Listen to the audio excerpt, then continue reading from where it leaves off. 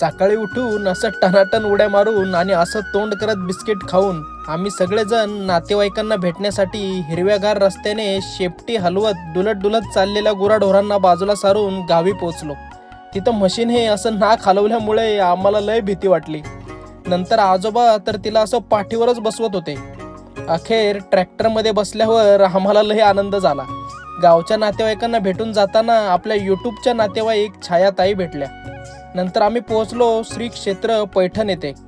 Fresh वगैरे होऊन आज फक्त दादा आणि मी दर्शनासाठी श्री संत एकनाथ महाराज समाधी मंदिरात गेलो. त्या काळी संत एकनाथ महाराजांनी ज्ञानेश्वर माऊलींच्या आळंदी येथील समाधीस्थळाचा शोध व समाधीचा जीर्णोद्धार केला. आरती करून झाल्यावर दक्षिण गंगा म्हणजेच गोदावरीचं दर्शन करून थोडं नामजप करत बसलो. आणि तिथं हे कुत्रं मला लईच लाड घालत होतं. काय करणार, चालायचंच नाही का.